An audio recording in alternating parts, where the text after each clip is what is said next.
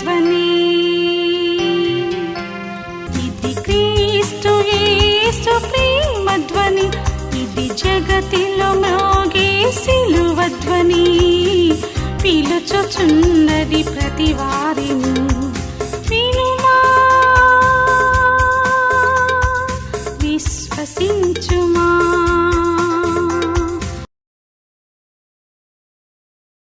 రావయ్యా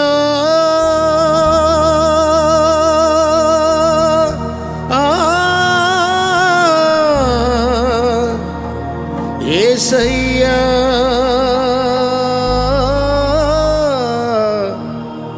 నా ఇంటికి నీ రాకకై నే వేచియుంటిని.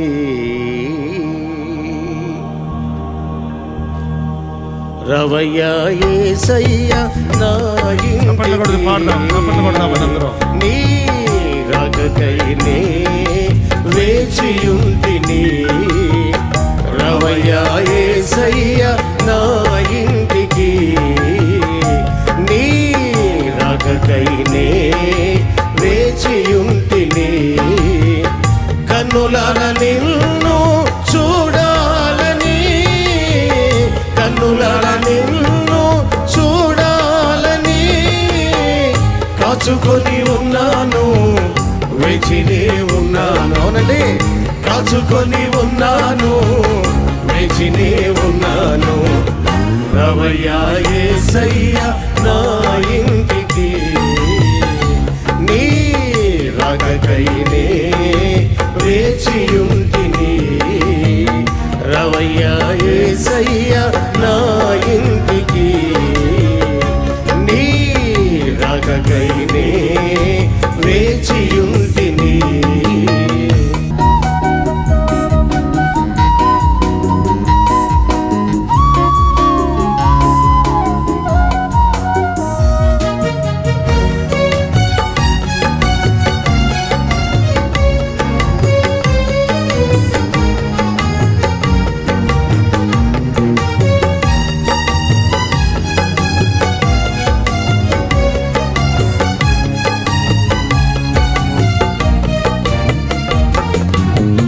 యథార్థ హృదయముతో నడుచుకొందును, ఏ దుష్కార్యమును కనుల ఎదుట ఉంచుకొనను.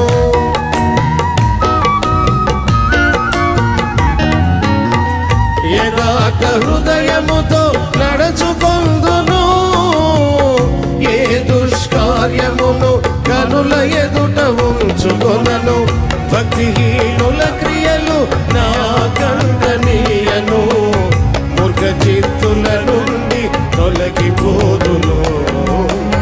భక్తిహీనుల క్రియలు నా కంటనీయను, మూర్ఖ చిత్తుల నుండి తొలగిపోదును. రవయ్యా యేసయ్యా, నా ఇంటికి నీ రాకకై నే వేచియుంటిని.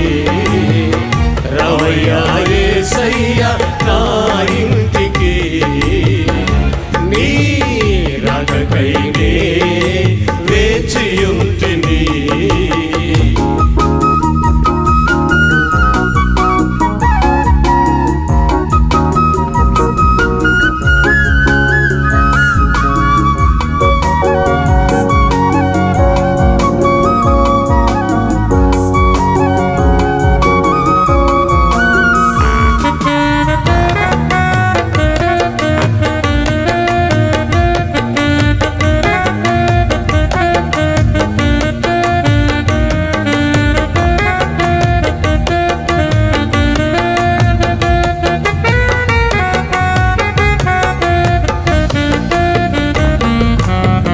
దౌష్ట్యము నేనెన్నడు అనుసరింపను, నా పొరుగు వారిని దూషింపను.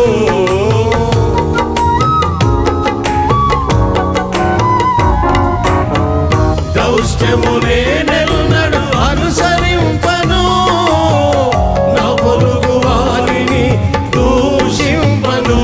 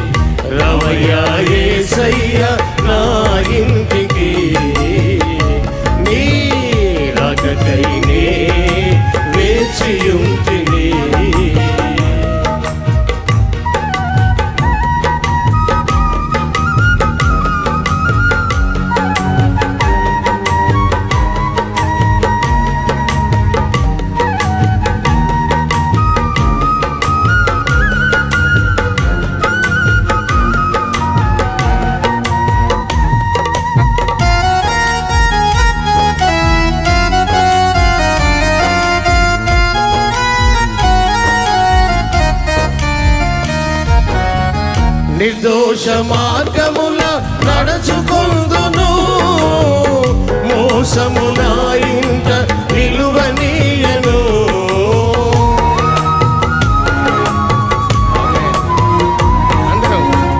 నిర్దోష మార్గముల నడుచుకొందును, మోసమున ఇంట నిలువనీయను. అవతికులెవ్వరిని ఆదరింపను, భక్తిహీనుల మార్గమునే త్రొక్కను. అవతికులెవ్వరిని ఆదరింపను, భక్తిహీనుల మార్గమునే త్రొక్కను. రవయ్యా యేసయ్యా నా ఇంటికి, నీ రాకకైనే వేచియుంటిని. రవయ్యా యేసయ్యా నా ఇంటికి, నీ రాకకైనే వేచియుంటిని. కన్నులర నిన్ను చూడాలని, కన్నులర నిన్ను చూడాలని కాచుకొని ఉన్నాను, వేచినే ఉన్నాను. కాచుకొని ఉన్నాను, వేచినే ఉన్నాను. రవయ్యా యేసయ్యా నా ఇంటికి, నీ రాకకైనే వేచియుంటిని. రవయ్యా యేసయ్యా నా ఇంటికి, నీ రాకకైనే వేచియుంటిని.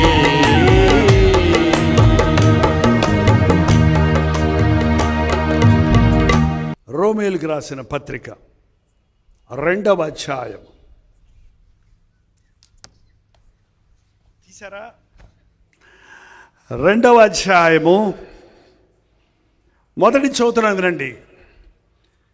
కాబట్టి తీర్పు తీర్చు మనుషుడా, నీవెవడివైనను సరే నిరుత్తరుడవై ఉన్నావు. దేని విషయములో ఎదుటి వానిని తీర్పు తీర్చుచున్నావో దాని విషయములో నీవే నేరస్తుడవని తీర్పు తీర్చుకొనుచున్నావో. తీర్పు తీర్చు మనుషుడా, నీవెవడివైనా సరే, నువ్వు పాస్టర్ అయినా, నువ్వు విశ్వాసివైనా, నీవు అన్యుడివైనా, నీవు ప్రభువుని ఎరిగిన వాడివైనా, ఆయన్ని ఎరగని వాడివైనా, ఎవడైనా సరే తీర్పు తీర్చేవాడు తన్ను తాడు తీర్పు తీర్చుకుంటున్నాడు. అది మనకు తెలియటం లేదు. ఎదుట వారిని తప్పులు పట్టుకునేవారు తన తప్పులు బయట పెట్టుకుంటున్నాడు. ఎదుటివారి స్థితిని విమర్శించేవాడు తన స్థితిని తాను విమర్శించుకున్నట్టే ఉంది. సాతాను మనల్ని మనం పరిశోధించుకోకుండా వాడు మన కన్నులకు గుడితెర కలుగు చేస్తున్నాడు. తొందరగా తీర్పు తీరుస్తుంటాడండి. మనుషులకున్న చెడ్డ బుద్ధి అది. వెంటనే ఏదన్నా జరిగిందనుకోండి, ఎవరన్నా ఇంట్లో చచ్చిపోయారనుకోండి, ఎవరైనా ఒక ఇంట్లో ఎవరన్నా చచ్చిపోయారనుకోండి, వెంటనే మీరు ఏమంటారు చెప్పండి? ఏమంటారు చెప్పండి? సాధారణంగా అయ్యో పాపం అంటారా? చాలా తక్కువ మంది. ఏమంటారు? అయ్యింది, మొన్న మా డబ్బులు అడిగితే ఇవ్వలేదు కదా, అయ్యింది. ఏంటండి? అయ్యింది, నేను అప్పుడే అనుకున్నా ఏదో అవుద్దని వీళ్ళకి అని గబగబా గబగబా గబగబా మనకిష్టం వచ్చినట్టు నోటితో తీర్పు తీరుస్తుంటారు. అసలండి 84 లక్షల జీవులు ఉన్నాయి. 84 లక్షల జీవుల్లో మాట్లాడేటువంటి శక్తిని, మాట్లాడే కెపాసిటీని దేవుడు మనుషులకు మాత్రమే ఇచ్చాడు. 84 ఏమంటారు క్రీచర్స్, అవేం మాటలు రావు వాటికి, అరుపులు కేకలే వాటికి. మనకి మాట్లాడే సామర్థ్యం ఇచ్చాడు. మనకు చిన్న నోరు పెట్టాడు, అందులో చిన్న రబ్బర్ తోలు పెట్టాడు. ఏమంటారండి? 3 అంగుళాల నాలుక ఎంత ఉంది అది? ఎప్పుడు చూసుకోలేదు, అద్దంలో లాగి చూసుకోండి. 3 అంగుళాలు ఉంటుంది. మా చిన్నప్పుడు మేము ఎవరి నాలుక పెద్దగా ఉందో చూసుకోవడానికి నాలుకను బయటకు తీసి ముక్కును అంటించుకోవడానికి ట్రై చేసేవాళ్ళం. కొంతమందికి అంటుకుంటుంది, కొంతమందికి అంటుకోదు. కొంతమందికి ముక్కు పొట్టైనా అంటుకోదు, ముక్కు పొడిగైతే ఈజీగా అంటుకుంటుంది నాలుగు పొట్టైనా. కానీ అది బహుగా అదిరి పడుతుందట. నాలుక చిన్న అవయవమే, కానీ అది బహుగా అదిరి పడుతుంది. ఎంత కొంచెము నిప్పు ఎంత గొప్ప అరణ్యాన్ని కాల్చేస్తుందో అంతకంటే చిచ్చు పెట్టే నాలుక అనేకులకు నాశనాన్ని కలుగు చేస్తుంది. దారిలో వెళ్తున్నప్పుడు అక్కడ స్టాప్ అని బోర్డు పెట్టేవారు ఇంతకుముందు. ఇప్పుడు మళ్ళీ మనకి ఇదొచ్చి డిజిటల్ వచ్చేసింది, లైట్ పెడతారు కదా. ఎర్ర లైట్ వచ్చి రెడ్ లైట్ వెలిగిందంటే అర్థం ఏంటండి? ఆగాలని. నేను ఆగను, నేను అర్జెంటుగా పోవాలి అని నువ్వు సిగ్నల్స్ లెక్క చేయకుండా పోయావనుకోండి, ప్రభుత్వం పట్టుకొని జరిమానా వేయటం సంగతి తర్వాత సంగతి, ఆజ్ఞాతిక్రమం. కానీ ఈ లోపల ఏమవుతావు? నువ్వు ఎదురుకుండా వచ్చే బండి గుద్దేసి అక్కడే నువ్వు చేస్తావు. దేవుని ఆజ్ఞలను దాటిన వారు, మన క్షేమం కోసం పెట్టిన దేవుని చట్టాన్ని మీరిన వాడు చేస్తాడు, ఆధ్యాత్మికంగా చేస్తాడు, ఆధ్యాత్మిక జీవితంలో పతనమైపోతాడు.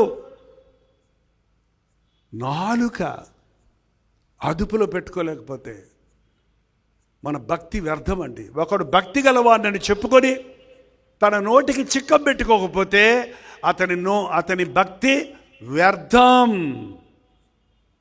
నోరు తెరిస్తే విమర్శ, నోరు తెరిస్తే తీర్పు తీర్చటం, నోరు తెరిస్తే చెడుగు మాట్లాడతాం, నోరు తెరిస్తే ఇతరుల గురించి మాట్లాడతాం. ఇది సాతాను యొక్క స్వభావం, నేరాలు మోపే స్వభావం.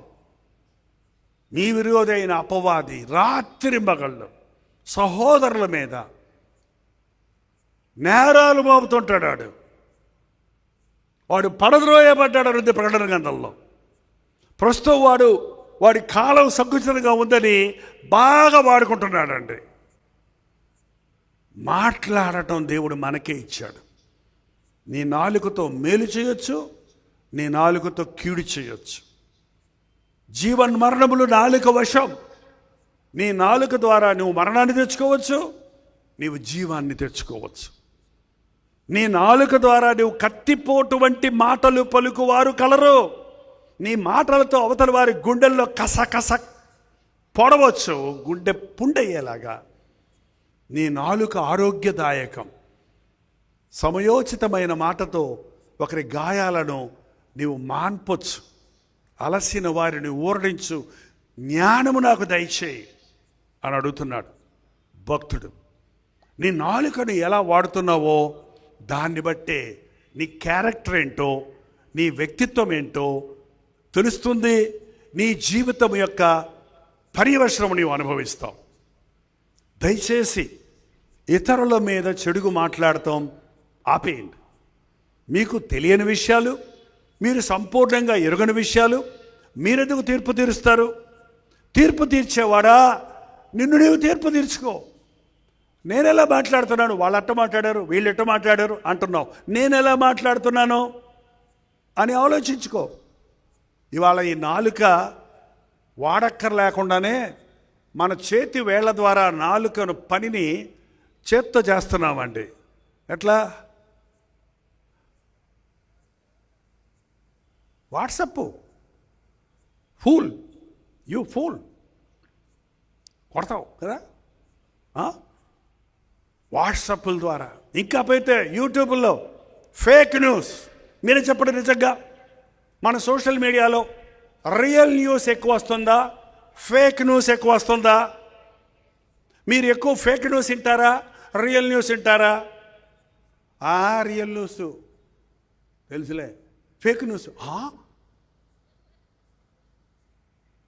ఒకటి అన్నట్టు ఉంటుంది. అంటే కొంతమందికి ఎవరి గురించి అన్నా చెడుగు చెప్తుంటే, ఈ పాస్ట్ అట్టటోడు, ఆ సెలబ్రిటీ ఇట్టటోడు, వాడు ఇట్టాట, ఈడిట్ట, ఆయన భార్య ఇట్ట, ఈయన భార్య ఇట్ట, వాళ్ళ పిల్లలు ఇట్ట, వీళ్ళ పిల్లలు ఇట్ట, వాళ్ళట్ట, వీళ్ళిట్ట, వాళ్ళట్ట, అవునంట అవునంట అవునంట. నువ్వెట్టనో చూసుకోమన్నాడు. ఇందా చెప్పాను కదా జోసఫ్, ఊళ్ళో ఉన్న సంగతులన్నీ మనకు కావాలి. నా భార్య ఎక్కడుందో చూసుకోడు, నా పిల్లలు ఎక్కడ తిరుగుతున్నారో చూసుకోడు, నీ సంగతి ఏంటో చూసుకోరు, నీ అప్పెంతో లెక్క పెట్టుకోరు. అప్పుల్లో మునిగానన్నయ్యా అంటారు మాకు చెన్నైలో మా భాష. అప్పుల్లో ఏమైపోయాడట, నడుం దగ్గరకు వచ్చినప్పుడు చూసుకోలేదా? మునిగేదాకా ఎందుకు కూర్చున్నావు? అందరి తప్పులు లెక్కలు వేసుకుంటున్నావు, నీ అప్పులు లెక్కేసుకోవాలా? దొరికిందిరా తీసుకుంటున్నావే కానీ ఎంత అప్పు చేశాను, ఎంత నా రాబడి, ఎలా కట్టగలను? చూసారా, అపవాది మనల్ని ఇతరుల వైపు చూపించి మనల్ని మనం చూసుకోకుండా తన వశం చేసుకుంటుంది. నీ నాలుక అదుపులో పెట్టుకో. యేసయ్య బిడ్డలు నాలుకను అదుపులో పెట్టుకుంటారు. మా నాయనమ్మ మౌనవ్రతం చేసేది రోజంతా. అంటే ఒక రోజంతా ఏం మాట్లాడదు అనమాట, ఎవరితో నువ్వు ఎన్ని తిట్టు మాట్లాడదాం, ఏం చెయ్యి మాట్లాడదామా. రెండో రోజు మొత్తం అన్ని తగిలించుకుంటుంది. మళ్ళీ నిన్న అంటున్నావు కదా అని మొత్తం చెప్పుద్ది. అది వేరు సంగతి. ఆమె నామకార్థ భక్తిరాలు, అన్నిరాలు ఏంటండి. కానీ ఆ రోజంతా మాత్రం నోరెప్పదు. మనం ఎంత నోరు మూసుకుంటే అంత మంచిదండి. మన బైబిళ్ళకి జిప్పులు వచ్చాయి, ఎవరు పెట్టారో కానీ. బైబిల్కి ఏం పెట్టారు? ఎవడైనా మనం పెదాలకు జిప్పులు తయారు చేస్తే బాగుంటుంది, కొనుక్కొని జిప్పు వేసేసుకోవచ్చు. ఏంటండి, మీ నోటికి జిప్పేసి బైబిల్ జిప్పు తీయండి, మీ నోరు మీ ఆధ్వర్యంలో ఉంటుంది. బైబిల్ జిప్పేసి పెట్టుకుంటారు, తీసి చదవరు, నోరు మాత్రం ఇప్పే ఉంటుంది. నోటుకు వచ్చినవి అన్ని పొద్దు నుంచి సాయంత్రం దాకా. ఒక మనిషి సగటున ఒక రోజుకి 25,000 మాటలు మాట్లాడుతున్నాడట. వాయాడి కాకపోతే, అంటే ఎక్కువ గయ్యాలి కాకపోతే, కనీసం మినిమం ఒక రోజుకి 25,000 మాటలు నీ నోట్లో నుంచి వస్తున్నాయి. నువ్వు కావాలంటే సెల్ ఫోన్ ఆన్ చేసి పెట్టుకొని రికార్డ్ చేసుకొని ఇను. ఇందులో నుంచి ఎన్ని మాటలు నిజమైనవి, ఎన్ని మాటలు ప్రయోజనకరమైనవి, ఎన్ని మాటలు మేలుకరమైనవి, ఎన్ని మాటలు వ్యర్థమైనవి, ఎన్ని మాటలు విమర్శతో కూడినవి అని పరీక్షించుకుంటే మన బ్రతుకును చక్కబెట్టుకోవచ్చు అండి. ప్రతి మాటకు దేవుని సన్నిధిలో మనం లెక్క చెప్పాలి. నీ నోటి మాటల వలన నీ దేహానికి శిక్ష కలుగునంత పని చేయనివ్వకో. దేవుడు విమర్శితలమన్న మనం మాట్లాడు ప్రతి మాట విషయమై దేవుడికి లెక్క చెప్పాలన్నాడు. అందుకనే ఇతరుల గురించి చెడుగు మాట్లాడతాం, అనవసరమైన మాటలు మాట్లాడతాం మానేయండి.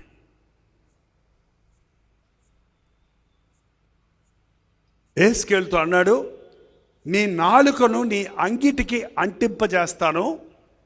నువ్వు వాళ్ళ దగ్గరికి వెళ్ళినప్పుడు వాళ్ళు మూర్ఖమైన ప్రజలు, వాళ్ళు ఇష్టం వచ్చినట్టు మాట్లాడతారు.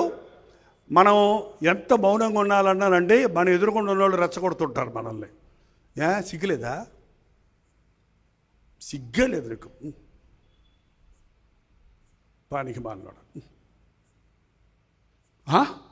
ఒక అరగంట సేపు అట్ట వంకలు పెట్టి తిడతా ఉన్నారనుకోండి, ఒక్కసారి ఉండి నువ్వు నోరువై వద్దు అంటాం మనం. ఒకన కాదండి,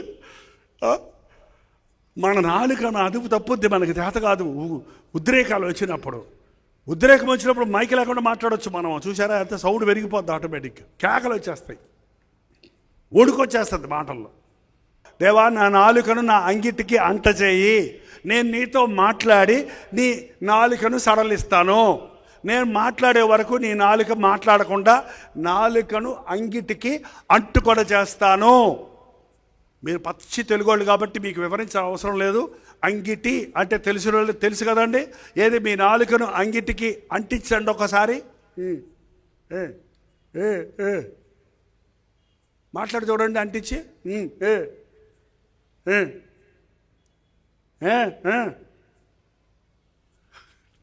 ఏంటండి, నాలుగు అంటేనే మాటలు వస్తాయి బయటికి. అంగిటికి అంటించేస్తాడట దేవుడే, అంటించేస్తాడట. దేవుడు చెప్పాల్సింది చెప్పి నువ్వు నోరు తెరిస్తే నా మాటలు చెప్పు, నేను చెప్పినట్టు నేను మాట్లాడినట్టు మాట్లాడు. అభ్యాసం చేసుకోవాలండి. భక్తిహీనులు నా చుట్టూ ఉన్నప్పుడు నా మూతికి నేను చిక్కం పెట్టుకున్నాను. అసలు ఏం మాట్లాడకుండా. కళ్ళెం వేరు, చిక్కం వేరు. గాడిదలకి వాటికి చిక్కం పెడతారు, ఎందుకంటే గడ్డి ఎక్కడ పడితే అక్కడ తినకుండా ఉండటానికి. అంటే అసలు ఏమి నోరు మెదపరనమాట. కళ్ళెం అంటే గుర్రానికి ఉంటుంది, ఇలా నోట్లోంచి తీస్తారు, అది కంట్రోల్లో ఉంటుంది. పోవాల్సినప్పుడు వదులుతారు, ఆపాల్సి వచ్చినప్పుడు ఆపుతారు. యాకోబు అంటున్నాడు, నా నోటికి కళ్ళెం పెట్టుకున్నాను, అవసరమైనప్పుడు అవసరమైన మాట మాట్లాడతాను అంతే, నా అదుపులో పెట్టుకుంటున్నాను నా నాలుక. దావీదు అంటున్నాడు, నా అదుపు చేత కాదు కాబట్టి కొంతమంది దగ్గరికి వెళ్ళినప్పుడు నేను నా నోటికి ఎక్కగా చిక్కం పెట్టేసుకుని నేను ఏం మాట్లాడను, మౌనిగా ఉంటాను. మౌనమే మాట్లాడద్దండి. యేసయ్య వదకు తేపడిన గొర్రె పిల్లవలే మౌనంగా ఉన్నాడు. ఈ అంచెదినాలలో మనుషులు తప్పులు పట్టుకునేవారుగా, తీర్పులు తీర్చేవారుగా, విమర్శించేవారుగా ఉన్నారు. ఓ మనుషుడా, ఇతరులను తీర్పు తీర్చే నీవు నిన్ను నీవు తీర్పు తీర్చుకుంటున్నావు. ఒక్కసారి 2వ అధ్యాయంలో మరో వచనం చదువుతున్నాను రండి.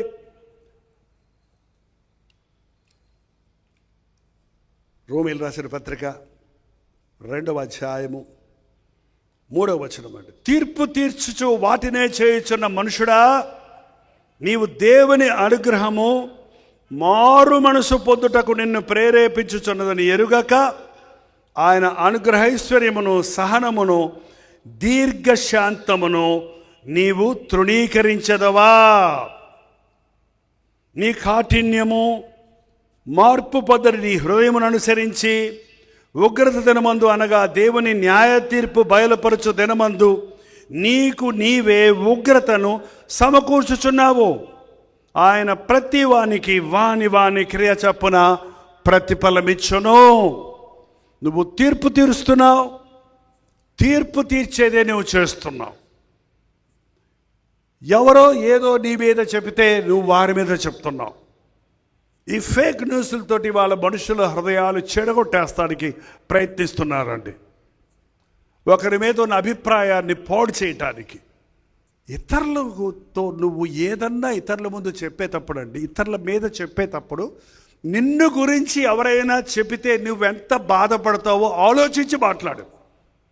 పక్క వాళ్ళ భార్యను విమర్శించేవాడివి, నీ భార్యను ఎవరైనా విమర్శిస్తే నువ్వు ఎలాగుంటుందో ఆలోచించు. పక్క వాళ్ళ బిడ్డలను విమర్శించేవారు నీ బిడ్డలను ఎవరైనా విమర్శిస్తే నీకు ఎలాగుంటుందో ఆలోచించు. దేవుడు సామరస్యం కలిగి బ్రతకమన్నాడు. తప్పులు పట్టుకోవడానికి కాదండి. మనం ఒకరినొకరు క్షమించుకోండి, ఒకరినొకరు ప్రేమించుకోండి, ఒకరినొకరు గద్దించుకోండి, ఒకరికొకరు బుద్ధి చెప్పుకోండి, ఒకరితో ఒకరు మనసు కలిసి ప్రార్థించండి, ఒకరినొకరు ప్రేమించుకోండి. నిన్ను వలని పొరుగువాడిని ప్రేమించు. నీ బిడ్డ తప్పు చేస్తే కడుపులో పెట్టుకుంటావు, పక్కింటి వాళ్ళు బిడ్డ చేస్తే సోషల్ మీడియాలో పెట్టేస్తావు. ఏంటంటే బిడ్డ తప్పు చేస్తే కడుపులో పెట్టుకుంటారు తల్లిదండ్రులు, ఎవరికి చెప్పరే, ప్రార్థనకు కూడా చెప్పరు. కొన్నిసార్లు పాస్టర్ గారికి చెప్తే అందరూ చెప్పేస్తారని చెప్పరంట, పాస్టర్ గారు అందరికీ ప్రార్థన చేయమని చెప్తారని చెప్పరంట కొంతమంది. కానీ అదే ఎవరిదన్నా అనుకో, ఊరంతా చెప్పుకుంటూ పోతుంటాం. ఎప్పుడు ఇతరులకు దేవుని శిక్ష వచ్చినప్పుడు మనం దాన్ని చూసి భయపడాలండి. దేవుని కోపం వారి మీద రగులుకుందంటే, దేవునికి అవిధేయులైన వారి మీదకు ఆయన ఉగ్రత వస్తుంది అని నువ్వు గ్రహిస్తే, నేను ఎలా ఉన్నాను, నా దేశం ఎలా ఉంది, నా ఊరు ఎలా ఉంది, నా కుటుంబం ఎలా ఉంది అని మనం పరిశీలించుకోవాలి. మన తప్పులు మనం ఒప్పుకోవాలి. ఆయన కోపాగ్నిని తప్పించుకోవాలంటే పశ్చాత్తాపమే మందండి. ఒకసారి చూడండి, ఇంకో వాక్యం చూపిస్తాను మీకు. మీలో కొంతమంది తొందరపడుతున్నారు వెళ్ళాలని, మీరు వెళ్ళిపోదురు కానీ నేను పంపించేస్తాను. ఖచ్చితంగా రాత్రి అంతా మనం ఇక్కడ ఉండం. ఓకేనండి. మత్తయి సువార్త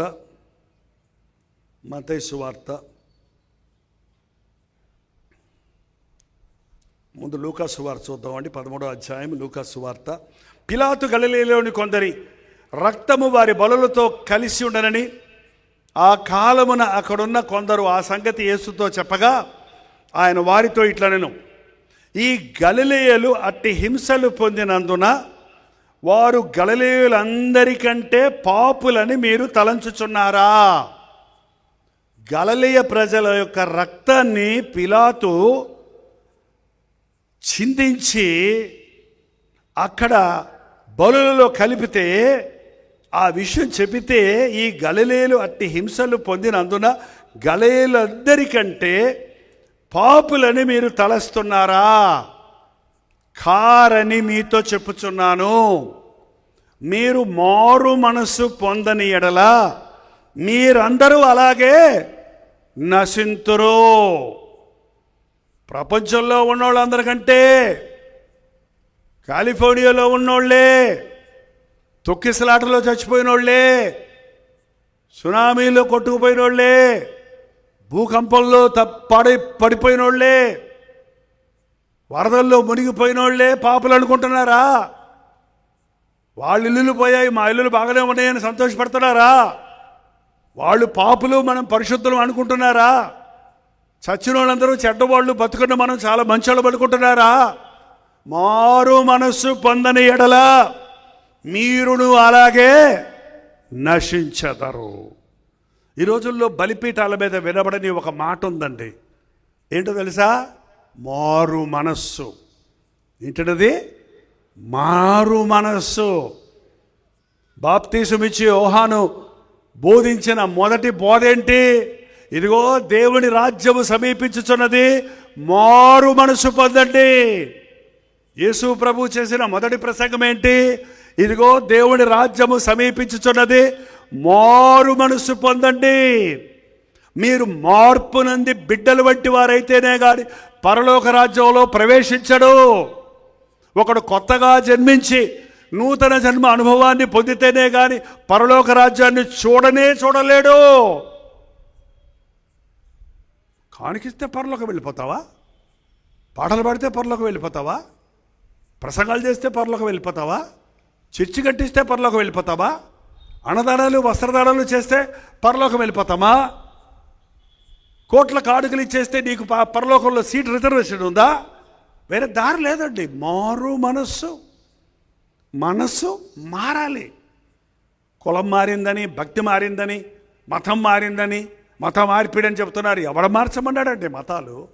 ఎవరికి కావాలి? యేసుప్రభు మతాన్ని ద్వేషించాడు, యూదా మతాన్ని ఖండించాడు. ఆ రోజున గుడ్డి పరిచయుడా, మతాచారాలు పాటిస్తున్నావే కానీ, మత బోధలు చేస్తున్నావే కానీ చెప్పిందని నువ్వు అనుసరిస్తాం లేదు. వారు చెప్పుదరే కానీ చేయరు. మీరు సున్నగొట్టిన సమాధుల్లాగా ఉన్నారు. బయటికి తెల్ల అగ్గీలు వేసుకొని భక్తుల్లా కనపడుతున్నారు. మీ హృదయాలు చెడిపోయి ఉన్నాయి. సర్ప సంతానమా! ఇప్పుడు సర్ప సంతానం వచ్చినా దేవుని బిడ్డలారా, దేవుడి మూలన ఆశీర్వదిస్తాడు అనాలి పాస్టర్ గారు. లేకపోతే పాస్టర్ గారికి బతుకులేదు. ఏంటండి సర్ప సంతానం అంటే? ఎవరండి? సాతాను సంతానం. దేవుని బిడ్డలు దేవుని బిడ్డల్లాగా బతుకుతారు, సాతాను బిడ్డలు సాతాను బిడ్డల్లాగా ఉంటారు. నీ ముఖంలో ఎవరు కనపడుతున్నారు? నీ బతుకులో ఎవరు కనపడుతున్నారు? నీ ప్రవర్తనలో ఏ కనపడుతున్నాయి? ప్రేమ, కరుణ, దయ, పరిశుద్ధత, విశ్వాసము, ఆ చక్కటి సాత్వికము, దీనత్వము, ఇవి కనపడుతున్నాయా? గర్వము, అహంకారము, ఏంటండి అన్యాయము, అక్రమము, అవినీతి, ఇవి కనపడుతున్నాయా? నిన్ను చూసిన వాళ్ళు ఎవరైనా నీలో క్రీస్తును చూడగలుగుతున్నారా? ఎప్పుడైనా మీ భార్య, ఎవరో వద్దులండి, మీ భార్య ఎప్పుడైనా మిమ్మల్ని బతుకులో 30 ఏళ్ళు 40 ఏళ్ళు సంసారాలు చేసినాం దంపతులారా, ఎప్పుడైనా ఒక్కసారైనా, కనీసం ఒక్కసారైనా యేసు ప్రభువులాగా మాట్లాడుతున్నారండి అందా అండి? ఇప్పుడు రోజు నీకంటే ఎక్కువ ప్రార్థన చేస్తుంది కదా ఆమె. రోజు నువ్వు వెళ్ళకపోయినా ఆమె చర్చికి వెళ్తుంది కదా. ఆమె రోజు ప్రార్థన చేస్తుంది, సంఘంలో అన్ని పనులు చేస్తుంది, సంఘంలో పాటలు పాడుతుంది, క్వైర్లో ఉంది, అన్నీ ఉంది కదా. ఆ భార్యను ఎప్పుడైనామ్మా మీ ఆయన, పాస్టర్ గారు మెచ్చుకుంటే పనికిరాదు, మీ ఆయన, ఎవరాయన కాదు, మీ ఆయనే. నా సత్యమణి, అసలు ఇంత భక్తి వచ్చింది నీకు? మీటింగులకి వెళ్ళి, ప్రార్థనలకు వెళ్ళి యేసు ప్రభువులాగా మాట్లాడుతున్నావు అమ్మ, నా తల్లె, నా బంగారం అన్నాడండి? అనలేదా? ఏంటండి అనలేదా? కనీసం అనిపించిందా మీకు మనసులో? నోడుతాడు అనలేదు. భక్తికి వెళ్తాం వలన ఎంత మారిపోయింది. ఇంతకుముందు నేను కోప్పడితే కోప్పడేది, ఇప్పుడు కోప్పడతలేదు. ఇంతకుముందు నా మీద పితూరులు చెప్పేది అందరికీ ఇప్పుడు చెప్పటం లేదు, నన్ను అనుమానించేది ఇప్పుడు అనుమానించడం లేదు. ఈయన ఏమని చెప్పగలరా? కనీసం క్రీస్తు ఒక్క గుణమన్నా కనపడుతుందా మీ భక్తిలో? ఇంకో మాట అడుగుతానంటే, ఎప్పుడైనా మీ భార్య ఏం సైతాల్లాగా మాట్లాడతారో అందా? దెయ్యంలా మాట్లాడతారే, ఎందుకు అరుపులు దెయ్యంలాగా అందా? తలకాయలు ఊపుతున్నారు కొంతమంది బ్రదర్స్, నా నమ్మకస్తులు. నువ్వు అన్నావమ్మా, మీరు అన్నారండి మీ భార్యని, ఏ రాక్షసులు ప్రవర్తిస్తున్నావు ఇట్లా? ఎక్కడ దొరికావే దయ్యమ్మా? నాకు సమాధానం లేకుండా చేస్తున్నావు పంపలో అని తిట్టాడమ్మా ప్రార్థన చేసే సహోదరి. అంటే ఏం కనపడుతున్నాడు నీలో? ఈసే కనపడుతున్నాడా, సాతాను కనపడుతున్నాడా? అదే కదా. ఎవడు నమ్ముతాడండి మన భక్తిని? ముసుగేసుకుంటే భక్తి వచ్చుద్దా? సిలువ వేసుకుంటే భక్తి వచ్చుద్దా? యేసునామం స్మరిస్తే భక్తి వస్తుందా? నీ బతుకులో మార్పు రావాలి, నీ హృదయం మారాలి. హృదయాన్ని మార్చగలిగిన వాడు యేసు ప్రభువు ఒక్కడే. ఏ మనిషి ఇంకొక మనిషి హృదయ స్థితిని మార్చలేడు. చిరుతపులి తన మచ్చలు మార్చుకోగలదా? కూషు దేశస్థుడు తన చర్మమును మార్చుకోగలడా? కీడు చేయుటకు అలవాటు పడిన మానవుడు తనను తాను మార్చుకోలేడు. మనం మార్చుకోలేమనే మన ప్రభువు మన కొరకు ఈ లోకంలోనికి వచ్చి మన పాత స్థితిని, పాప స్థితిని తన మీద వేసుకొని మన పాపమును, దాని ప్రతిఫలాన్ని, శిక్షను, దేవుని ఉగ్రతను తాను భరించి ఏ పాపము లేని వాడు పాపముగా శాపముగా మన కొరకు మారి పాప వల్ల వచ్చు జీతమైన మరణాన్ని మరణము ద్వారా మింగివేసి సాతాను తల చితకగొట్టి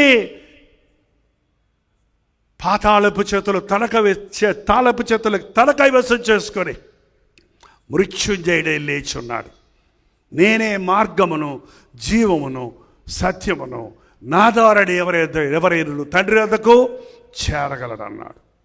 ఎవడైనను క్రీస్తు యేసునందున్న ఎడల వాడు నూతన సృష్టి, పాతవి గతించను, ఇదిగో సమస్తమును క్రొత్తవాయను. మీ ప్రాచీన స్వభావాన్ని విడిచిపెట్టి నవీన స్వభావాన్ని ధరించుకోండి. క్రీస్తు యేసు అడుగుజాడల్లో నడవండి. అదండి క్రైస్తవ్యం.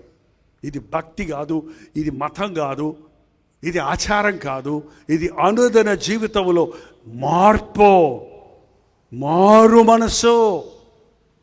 ఒకడు తన స్థితిని తాను గ్రహించుకున్నప్పుడు, తన స్థానంలో యేసు ప్రభు శిలువలో మరణించాడని విశ్వసించినప్పుడు పరిశుద్ధాత్ముడు నిన్ను ఒప్పింపజేస్తాడు.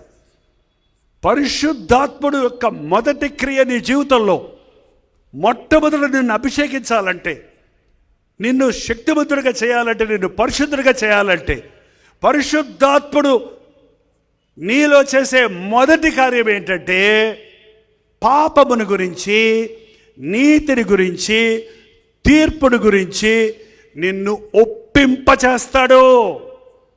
నేను పాపిని అని అంతరంగంలో నుంచి నువ్వు ఒప్పుకుంటున్నావంటే అది నీ తత్వం కాదు. అది నేను తప్పు చేశాను, ఇప్పుడు అందరు చేయట్లేదా అంటారు చాలామంది. ఈ చర్చలకు వచ్చే వాళ్ళకి అలవాటైపోయింది పాపాలు ఒప్పుకుంటే పాపిని ప్రభువా, పాపిని ప్రభువా, పాపిని ప్రభు అని రాగాలు తెస్తుందంట. ఆమె ఎదురుకుండా కూర్చొని పాస్టర్ గారికి, అమ్మా ఏంది ఇందాక నుంచి పాపం పాపిని, ఏం పాపమో ఏ తప్పు చేసావో అది చెప్పుకొని ఒప్పుకో అమ్మా అన్నాడంట. సుర్రబద్దంట ఆమెకి. ఏంటంటే పాస్టర్ గారు మీరు కూడా అట్లా మాట్లాడతారు, అన్యం పుణ్యం ఎరగదాన్ని నేనే పాపం చేశాను అందంట. మరి నువ్వు చేస్తున్నావు కదా, మీరు ఏదో పాపాలు ఒప్పుకోమన్నారు కదా, పాపి నన్ను ఒప్పుకుంటున్నాను అంతేగాని అది మనసులో నుంచి వచ్చిన పశ్చాత్తాపం కాదు. ఊత పదంలాగా పాట పాడుతున్నాం. ఏంటంటే చాలామంది మన పాటల్లో పాడుతున్నప్పుడు కూడా దాని సారం మన జీవితాల్లోకి వెళ్తాం లేదు. ఇన్ని ప్రసంగాలు వింటున్నారే కానీ ఇవాళ మా అత్తగారు వచ్చుంటే భలే తగిలింది. అది పాస్టర్ గారు భలే చెప్పారు. ఎవరికంట? మా ఆయన రాలేదు, వాళ్ళు వచ్చుంటే మారిపోయి ఉండేవాడు. నేను మారను, ఆయన మారాలి. ఆయనట్టు మారుతాడమ్మా. ఈ సహోదరులు కొంతమంది వచ్చండి, నేను మారేశాను పాస్టర్ గారు, నేను ప్రభువుని నమ్మేసుకున్నాను పాస్టర్ గారు, నేను సేవ చేస్తున్నాను. మీ వారు ఎక్కడ? ఆయన మారలేదండి. ఎన్నిసార్లు వచ్చేవాళ్ళేదమ్మా నువ్వు ప్రభువుని నమ్ముకొని? 30 ఏళ్ళు అయిందండి. ఊరందరికీ సాక్ష్యం చెబుతుందంట. ఆయన మారడంట. మరి ఆయన చెప్పావా? మారడంట. ఈమె ఇచ్చేస్తుంది సర్టిఫికెట్. ఈడు మారడు ఏంటండి? కొంతమంది తల్లిదండ్రులు వాళ్ళ బిడ్డలు అలాగంటారు, ఒరే ఈడు మారడు, ఈడు ముండోడు రోయ్, మా నాన్న నా సర్టిఫికెట్ ఇచ్చాడు, ఒరే జైపాల్ ఊర్లో ఉన్న వాళ్ళందరూ ప్రపంచంలో ఉన్నందరూ మారిన నువ్వు మారవరా దరిద్రుడా అని తిట్టాడు మా నాన్న. మారలా? మా నాన్న మార్చాడా? మా నాన్న మార్చలా, ఆయన వల్ల కాల. నా యేసయ్య నన్ను పట్టుకున్నాడు. యేసు ప్రభువు మనుషుల్ని మార్చేవాడు. హృదయము మార్చగలిగింది ప్రభువు. పరిశుద్ధాత్ముడు నీ స్థితిని నీకు ఒప్పింపజేస్తాడు. మన దృష్టిలో మనం మంచోళ్ళు కొంటామండి. పాపాన్ని గురించి ఒప్పుకోవాలంటే నేను చేసేది పాపమే కాదు అనుకుంటున్నారు చాలామంది. అసలు పాపం అంటే ఏంటని అడిగేవాళ్ళు చాలామంది ఉన్నారు. నీతిని గురించి ఒప్పింపజేస్తాడంట. అసలు తెలుపు పక్కనుంటే కదా నలుపు సంగతి తెలిసేది, లేకపోతే నలుపే నాణ్యం అనుకుంటాం మనం. తెలుపు వచ్చినప్పుడు కదా నలుపు తెలుస్తుంది, మంచి తెలిస్తే కదా చెడుగేటు తెలుస్తుంది. పరిశుద్ధాత్ముడు క్రీస్తులోని పరిశుద్ధతను మనకు బయలుపరుస్తాడు. నీతి న్యాయాలంటే ఏంటి, ప్రేమ అంటే ఏంటి, దాన్ని డిమాన్స్ట్రేట్ చేయడానికి యేసుప్రభు ఈ లోకంలోకి వచ్చాడు. ప్రేమ అంటే ఏంటో ఆ కలువరి సెలవులో ప్రాణం పెట్టడం ద్వారా తను హింసించేవారిని, దూషించేవారిని, నిందించేవారిని, ఎగతాళి చేసేవారిని చెప్పించకుండా సహించి ప్రాణం అర్పించిన ప్రభు ప్రేమ మనం గుర్తించిన రోజు మనం ఆయన వలె సహించుకోగలుగుతాం. ఈరోజు పరిశుద్ధాత్ముడు నిన్ను ఒప్పిస్తున్నప్పుడు నీవు ఒప్పుకోకపోతే, తప్పించుకున్నాను అనుకుంటే తీర్పు ఉందండి. తీర్పు ఉంది, మర్చిపోవద్దు. ప్రతి ఒక్కడు దేవుని సింహాసనం ముందు నిలబడాలి. ఈ దేహంతో జరిగించిన కార్యములు అవి చెడ్డవైనా సరే మంచివైనా సరే ప్రతి దాని విషయమై లెక్కప్ప చెప్పాల్సిన రోజు ఉంది. తీర్పు తీర్చు మనుషుడువా, నీవు దేవుని తీర్పుకు భయపడవా? యేసు ప్రభుతో సిలువ వేయబడిన ఒక దొంగ అన్నాడు, నువ్వే క్రీస్తు అయితే నిన్ను రక్షించుకో, నన్ను కూడా రక్షించు, నువ్వు నిజంగా దేవుడు అయితే. పక్కన ఇంకొకడు అంటున్నాడు, ఎందుకే అలా మాట్లాడతావు? మనము అదే శిక్షా విధిలో ఉన్నాము కదా. మనం తప్పు చేసాం, మనం ద్రోహం చేసాం, మనం నరహత్యలు చేసాం, మనం పాపాలు చేసాం, కాబట్టి మనకి శిలువ శిక్ష వచ్చింది. ఈయన యందు ఏ దోషమో లేదు, ఈయనలో ఏ దోషం లేదు. పిలాతే చెప్పాడు, ఈయన యందు ఏ దోషం లేదు. పెద్ద న్యాయాధిపతి చెప్పాడు, సుప్రీంకోర్టు హైకోర్టు ఇచ్చేసింది, నో గైల్. బట్ ఎందుకు సిలువ వేశారు? నీ కోసం, నా కోసం, మన పాపాలు దోషాలు భరించడం కోసం. అది గుర్తించిన ఆ రెండో వాడు తన్ను తాను తీర్పు తీర్చుకున్నాడు. నేను పాపినే, నేను మరణానికి పాత్రుణ్ణే, శిక్షకు పాత్రుణ్ణే. ప్రభు వైపు చూశాడు, ఈయన పాపము లేనివాడు. ఎందుకంటే అంత ముందు మాట ఏంటంటే, మొదటి మాట, తండ్రి వీరేమి చేయుచున్నారో వీరు ఎరగడు గనుక వీరిని క్షమించు. తిట్టేవారిని, కొట్టేవారిని, హింసించేవారిని క్షమించని మనుషుడు చెప్పగలడా? ఆయన పాపము లేనివాడని తెలిసి, యేసు నీ రాజ్యంలో నన్ను జ్ఞాపకం చేసుకో. పోరా, నా 12 మంది శిష్యులకే గతి లేదు, నీకేంటి? అయినా నేను ఇప్పుడు శ్రమ పడుతుంటే ఇప్పుడు అడుగుతావేంటి అన్నాడండి. అంత వేదనలో, అంత బాధలో శీలల మీద వేలాడుతున్నాడు. ఊపిరంతా పీల్చుకొని ఒళ్ళంతా రక్తమయమైపోయి రక్తసికమైపోయింది. గాయాలతో దిగంబరుడిగా ఎండలో వేలాడుతూ అంత బాధలో కూడా యేసు అని పిలిస్తే, నీ రాజ్యంలో నన్ను జ్ఞాపకం చేసుకో అంటే, నేడు నీవు నాతో కూడా పరదేశంలో ఉందువు. ఫస్ట్ సోల్ అండి. మొట్టమొదటి యేసు ప్రభు అంట పరలోకంలో ప్రవేశిస్తున్నాడంట. పరలోకంలో ప్రవేశిస్తుంటే దూతలందరూ వెల్కమ్ చెప్తున్నారంట. నువ్వు లేక పరలోకం బోసిపోయిందయ్యా, నువ్వు ఇంత గొప్ప త్యాగం చేసి, యాగం చేసి, మృత్యుంజయుడవై మళ్ళీ తిరిగి వచ్చావు అని అందరూ ఆహ్వానం పలుకుతుంటే పక్కన ఈ దొంగోడు చేయబెట్టుకొని వస్తున్నాడంట. ఆ దూతల ముఖాలన్నీ వికృతంగా అయిపోయినాయంట. ఈడు నీ మాట పట్టుకొస్తాడేంటి? ఈడెవడు? పైకరమైన దొంగేడు, పడికివల్లోడు, మరణశిక్ష వేయబడినాడు. వీడేంటి? నేను విమోచించుకున్నవాడు, నా రక్తం ఇచ్చి కొనుక్కున్నా. ఆహా, ఎంత దుర్మార్గుడివైనా, ఎంత పాపివైనా, ఎంత తప్పు చేసిన వ్యక్తివైనా, ఎంతలాగా నిన్ను నీవు పాడు చేసుకొని ఇతరులకు హానికరంగా మారినా, నీ పాపమును నీవు ఒప్పుకుంటే, మన పాపములను మనము ఒప్పుకొనిన ఎడల ఆయన నమ్మదగిన వాడు, నీతిమంతుడు గనక మన సకల దుర్నీతి నుండి ఆయన మనల్ని పవిత్రులుగా చేస్తాడు. క్రీస్తు యేసునందున్న వారికి ఏ శిక్షా విధి లేదు. యేసయ్య రాజ్యంలో ఉండడం కోసమే ఈ భక్తి అండి. భూ సంబంధమైన వాటి కోసం కాదు. ఈ లోకపు జీవన సంబంధమైన విషయాల కొరకే మనం యేసుప్రభువుని నమ్ముకుంటే ఈ లోకంలో ఉన్న వాళ్ళందరికంటే దౌర్భాగ్యం అయిపోతామంట. మనం సంకుచితమైన ఈ జీవితం కోసం కాదండి సజీవుడైన క్రీస్తును ఆరాధించేది. యుగ యుగములు, తరతరములు, అంతము లేని ఆ పరలోక రాజ్యములో ఆయనతో పాటు ఉండడానికి మరణము లేని, దుఃఖము లేని, కన్నీరు లేని, ఆకలి లేని, దప్పిక లేని, వ్యాధి లేని, వృద్ధాప్యము లేని ఆ పరలోక రాజ్యములో ఆయనతో పాటు ఆనందించడం కొరకు యేసు ప్రభువుని నమ్ముకుంటున్నాం. ఈ లోకంలో మనం పొందే మేలులన్నీ కొసరం. అసలు నీకు ఇచ్చే రక్షణ ఇంకా కొసరు అడుగుతున్నారండి. ఇప్పుడు అన్నీ వేరేలాగా ఉన్నాయి. నేను కాపురంలో మేము సేవ ప్రారంభించినప్పుడు 42 సంవత్సరాల క్రితం మాకు చెన్నైలో కొట్లు ఉండేటప్పుడు, కానీ ఇక్కడ కోమటోడు ఇల్లు అనేవారు. అక్కడ కోమటోడు ఇంటికి వెళ్ళి తీసుకురా అనేవారు. ఇల్లే అలా కొట్టు అన్నమాట. అదిగాక కాయగూరలు కొనుక్కుందామంటే వారానికి ఒకసారి సంత జరుగుద్ది. ఆ సంత రోజు మాత్రమే కాయగూరలు దొరుకుతాయి. ఆ సంతలో సంచి పట్టుకొని వెళ్ళి ఒక 100 రూపాయలు కాయగూరలు కొనుక్కుంటే కొంచెం కొసరయ్యమ్మా అంటే కొత్తిమీర కట్టో కరివేపాకు కట్టో వేస్తారు కదండి. ఎవరైనా సంచి పట్టుకొని వెళ్ళి ఇదంతా అదంతా వంకాయలంతా బీరకాయలంతా అని అన్ని రేట్లు అడిగేసి అన్నీ చాలా పెరగున్నాయి కొసరైపోతానన్నది అనుకోండి. ఏం కొనకుండా 2 కొత్తిమీర కట్టలు 3 కరివేపాకు కట్టలు ఏమని అడిగామనుకోండి, ఏమంటుంది కొన్నోళ్ళకి కొసరా, ఏడు ఊరికే కొసరా అంటే, ఏసయ్య నన్ను స్వస్థపరచు, ఏసయ్య నన్ను దీవించు, నాకు నూతన గృహం దయచేయి, మా బిడ్డకు ఉద్యోగం దయచేయి, ఎన్ని కొసర్లు. అసలు రక్షణ నీకుంటే కొసర్లు ఆటోమేటిక్గా ఇస్తాడు. నువ్వు అడగక్కర్లా. నువ్వు రక్షించబడ్డ రోజు నీకు ఇల్లు ఇస్తాడు, నీకు ఆరోగ్యం ఇస్తాడు, నీకు బిడ్డలు ఇస్తాడు, నీకు సమాధానం ఇస్తాడు, నీకు స్వస్థత ఇస్తాడు, నీకు మేలు చేస్తాడు దేవుడు.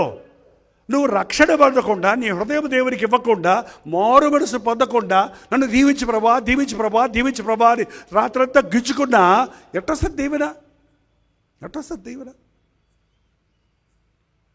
మారు మనస్సు పొందండి. మీరు ఒక చిన్న బిడ్డ వలె తగ్గించుకోవాలి అని దేవుని వాక్యం హెచ్చరిస్తూ ఉందండి.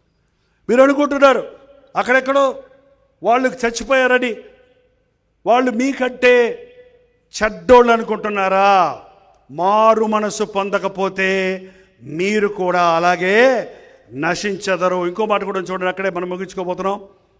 లూకాసు వార్తలో 13వ అధ్యాయంలో, కారని మీతో చెప్పుచున్నాను, మారు మనసు పొందనడలా మీరు అలాగే 4వ వచనమండి. మరియు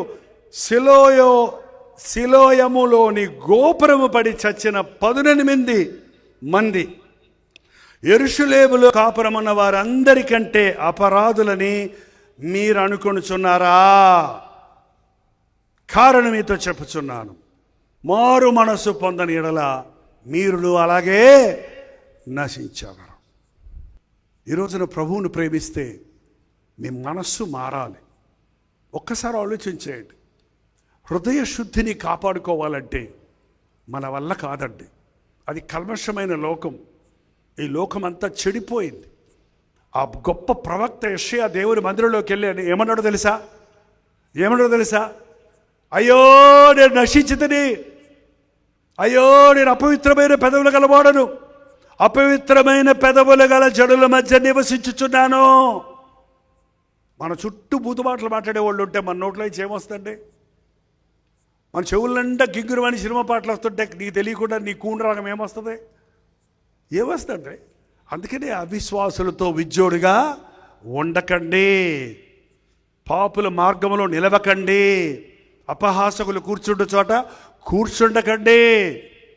మీ మనసులో దేవుని వాక్యాన్ని నింపుకోండి. ఇంకా చెత్త చేరకుండానంత ఎక్కువగా నీ హృదయంలో దేవుని వాక్యం ఉంటే చెడ్డ మాటలు, చెడ్డ మన చెవుల్లో దూడదిక, గుండెల్లో పట్టదిక. నీ ఎదుట నేను పాపము చేయకూడనట్లు నా హృదయంలో నీ వాక్యము ఉంచుకున్నాను. దయచేసి నేను ఒక సలహా చెప్తున్నాను. మీ విశ్వాసాన్ని కాపాడుకోవాలండి, మీ హృదయ శుద్ధిని కాపాడుకోవాలండి, దేవుని వాక్యాన్ని చదవండి, పఠించండి, ధ్యానించండి, వాక్యాన్ని క్రమబద్ధకంలో చదవండి, దేవుని మాటలతో మీ గుండె నిండనివ్వండి. హృదయం నిండి ఉన్న దానిని బట్టి నోరు మాట్లాడుతుంది. నీ హృదయం నుండి దేవుని వాక్యం ఉంటే చెడుగు నీ నోట రాదండి. నీ నీ నీ నాలుక పాపం చేయదు, నీ హృదయం పాడవదు. నీవు దేవుని దీవించబడతావు, దేవుని ఆశీర్వాదం పొందుతావు. ఎవడైనా బ్రతుకుకోరు వాడు ఉంటే చెడ్డ మాటలు పలకకుండా తన నోటిని కాపాడుకోవాలని మాకు బైబిల్లో ఉందండి. దేవుని రాజ్య వారసుడిగా ఉండాలంటే నోరు కాచుకో. నోరు బాగుంటే ఊరు బాగుంటుంది, నోరు చెడ్డదైతే ఊరు చెడ్డదవుతుందంట. నువ్వు చెడ్డగా మాట్లాడితే నీ బిడ్డలు నీ భాషే మాట్లాడతారు. తెలుగు వాళ్ళ పిల్లలు తెలుగే మాట్లాడతారు, ఇంగ్లీష్ వాళ్ళ పిల్లలు ఇంగ్లీషే మాట్లాడతారు, తమిళ వాళ్ళ పిల్లలు తమిళే మాట్లాడతారు. ఎందుకు? తల్లి గర్భములో ఉన్నప్పుడే అమ్మ స్వరం వింటుంటుంది. అమ్మ గయ్యి గయ్యం అనేదంటే ఆ కూతురు పెద్దదై పెళ్లి చేస్తే గయ్యి గయ్యమంటుంది తప్పండి. జాగ్రత్తమ్మా. నీ కూతురు సంసారం బాగోవాలంటే ముందు నీ గుండె సరిగ్గా పెట్టుకో. గర్భములో ఉన్నప్పుడే నీ బిడ్డకి వాక్యం నేర్పించు, ప్రార్థన నేర్పించు, కీర్తనలు పాడు. భార్య కూర్చొని ఉంది ఇక్కడ, నా భార్య కూడా ఇక్కడే ఉందండి.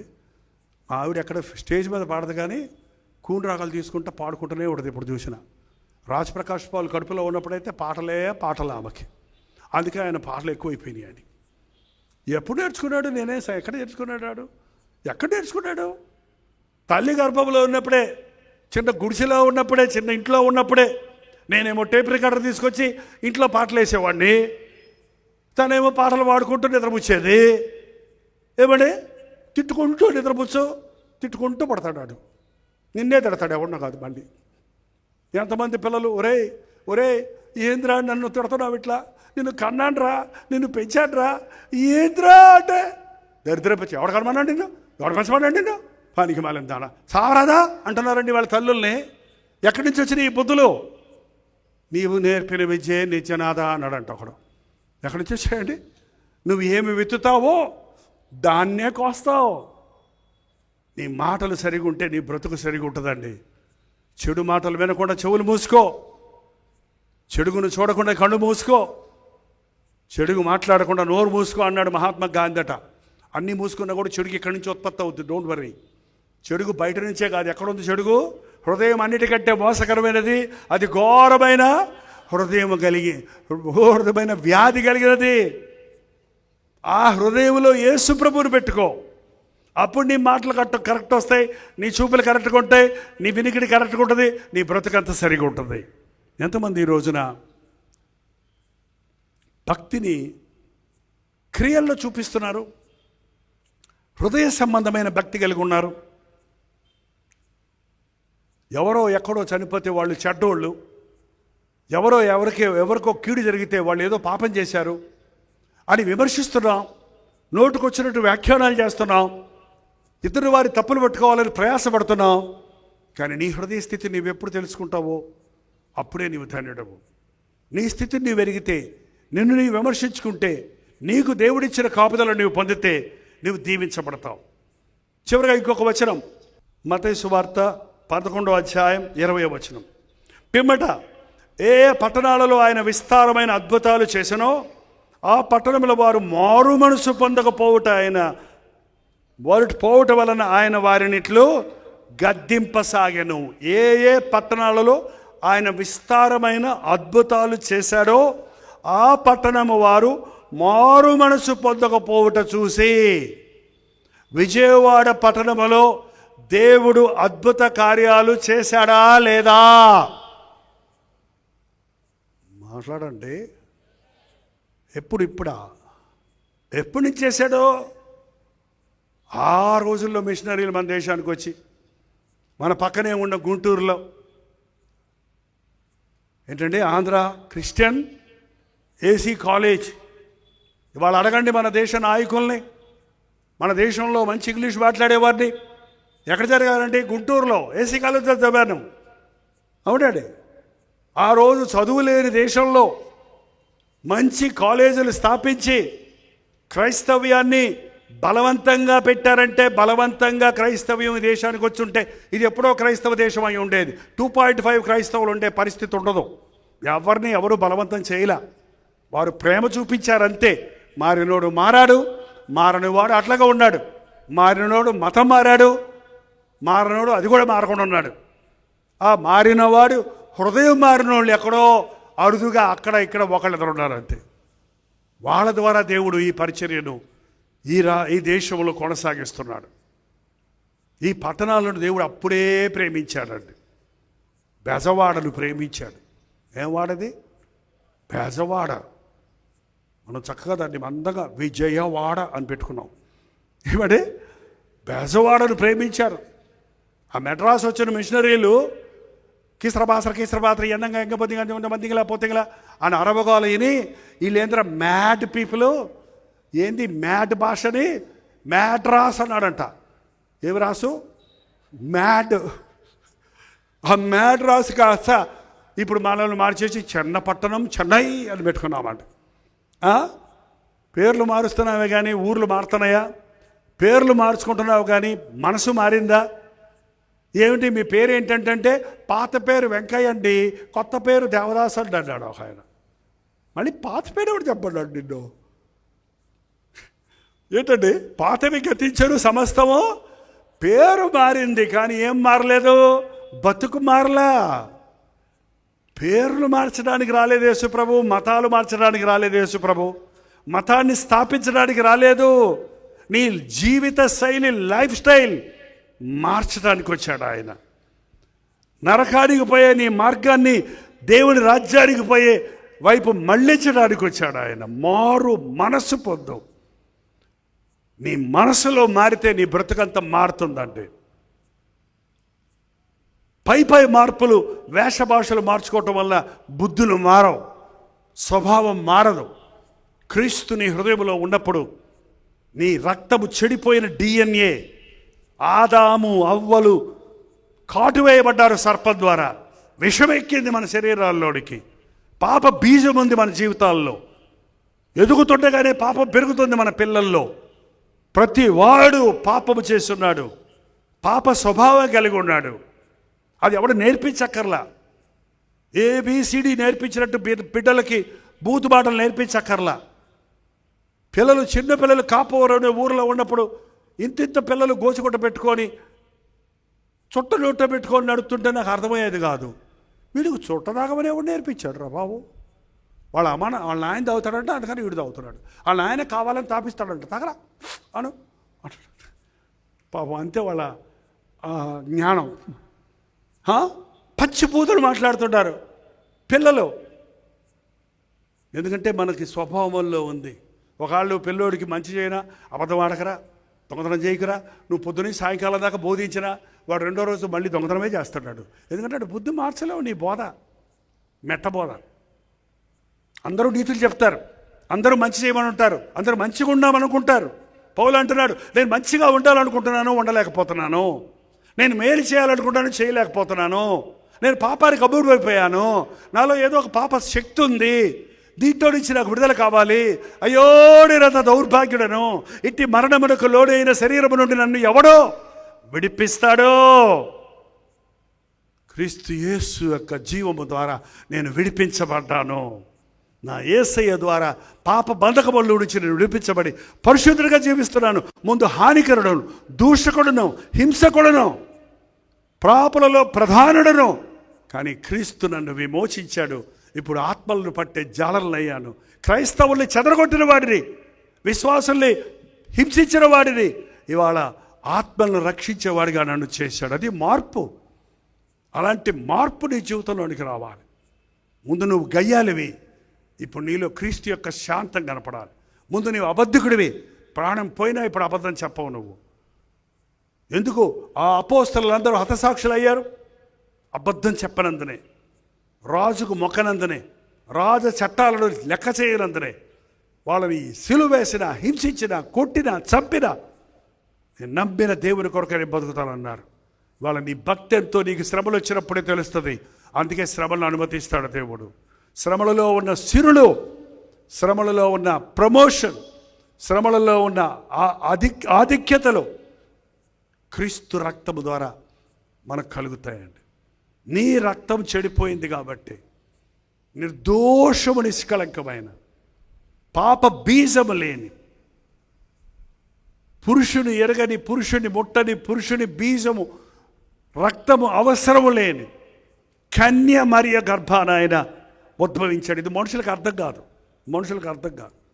దేవుని విషయాలు ప్రకృతి సంబంధమైన మనుషులకు అర్థం కావు. చాలా విషయాలు వాళ్ళకి అర్థం కావు, కానీ నమ్ముతాం. మీకు అన్నీ తెలుసా? తెలిస్తే చెప్పండి.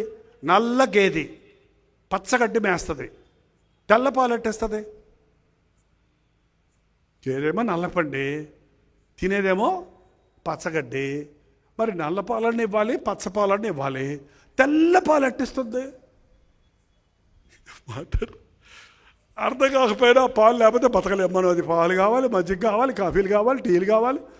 అది తెలియకపోయినా నువ్వు వాడుకుంటున్నావు కదా. తెలిస్తే కానీ నేను పాలు కొనుక్కోను. దీనికి ఎవరైనా వివరణ చెప్పండి అని ఉంటే నీ బతుకులో పాలే ఉండవు, నీ కాల్షియం ఉండదు కాబట్టి. అంతే కదండి. దేవుని జ్ఞానాన్ని రెట్టించి అడిగేవాడు ఎవడండి? గొర్రెకి బెత్తడు తాకిచ్చాడు, గేదెకి బారెడు తాకిచ్చాడు. ఎందుకో చెప్పండి చూద్దాం. గొర్రెకి బెత్తడు తోకే, గేదెకి బారెడు తోక. ఎందుకు అయిపోతుంది? గొర్రె మీద ఏదన్నా వచ్చి ఈగలై కుట్టాలంటే, పురుగులు కుట్టాలంటే ఆ బొచ్చు అర్థంగా ఉంటుంది, కుట్టలేవు. అంతగా కుట్టకుండా ఇట్టి తడుకుంటే పోతాయి అంతే. కానీ గేదె నున్నగా ఉంటుంది పాపం, అది పీకుతా ఉంటుంది బ్లడ్, ఇట్టిటన్నా పోతుంది. అందుకని ఇది ఇచ్చాడు, తోకతోటి వేస్తుంది. బాలుడు తోక తీసుకొని తప్పక్కడ కొట్టుకుంటుంది అక్కడ. అంత జ్ఞానం అండి దేవుడు మనం చేసింది. అన్ని సమస్తము చక్కగా చేశాడు ఆయన. ఆయన చేసిందంతా మంచిది, మంచిది, మంచిది. దేవుడిని వెక్కిరించడానికి నువ్వెవడవండి? దేవుని మీద తప్పులు పెట్టుకోవడానికి మనం ఎంతటి వారు బండి? ఆయన చేసిన సృష్టి మనం, ఆయన ఊపిరి మనలో ఊదాడు, మనం ఆయనలాగా ఉండాలని ఆశించాడు.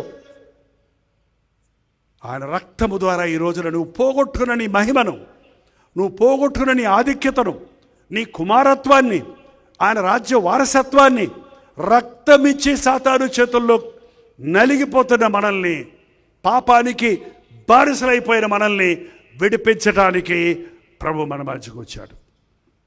ఎవడో ఎక్కడో ఏదో చేశాడని కాదు. ఇక్కడ చెప్తున్నాడు, మీలో అద్భుత కార్యాలు జరిగించలేదా?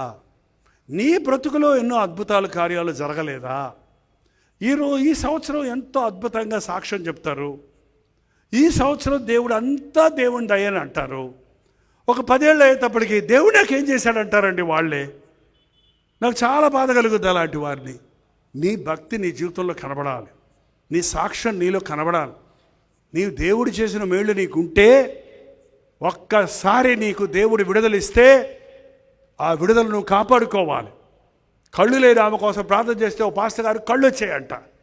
ఇప్పుడే ఉండండి పాస్టర్ గారు, నా గుడ్డోళ్ళ సంఘం ఉంది, ఇంకో 10 మందిని తీసుకొస్తాను అంటే మేము వెళ్ళిపోవాలన్నమాట. ఉండండి, మేము వస్తాను, వాళ్ళకు కూడా మీరు ప్రార్థన చేయండి అంటే ఈయన పాపం కాసుకొని కూర్చున్నాడంట. ఎంతసేపటికి రాదే, చివరికి చాలా 11:30, 12 అయిన తర్వాత వచ్చిందంట.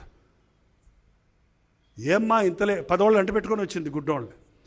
ఏమ్మా ఇంత లేటుగా వచ్చావంటే, అదేనండి అయ్యారు, సినిమా గురించి అందరూ చెప్పుకుంటే విన్నాను, ఎప్పుడు చూడలేదు. అక్కడ సినిమా హాల్ కనపడింది, కొంచెం చూసి వద్దామని ఆ 2 ఆటలో కాసేపు చివరిలోనే వెళ్ళాను, అది చూసి వచ్చాను అంటుంది. ఎందుకమ్మా నీ కళ్ళు ఇచ్చింది? ఎందుకు కళ్ళు ఇచ్చింది? ఏంటండి వాళ్ళ దేవుడి దగ్గర అడిగి దాన్ని తీసుకెళ్ళి లోకం కోసం వాడుతున్నారు. ఎంతమంది అండి? నీకు దేవుడిచ్చిన బిడ్డను దేవుని కోసం వాడు, లోకం కోసం పెంచకో. నీకు దేవుడిచ్చిన ఆధిక్యతలు దేవుని కోసం వాడు, పాపం కోసం వాడకో. మీలో ఆశ్చర్య కార్యాలు చేశాను, నీ బ్రతుకులో ఆశ్చర్య కార్యాలు జరిగాయి.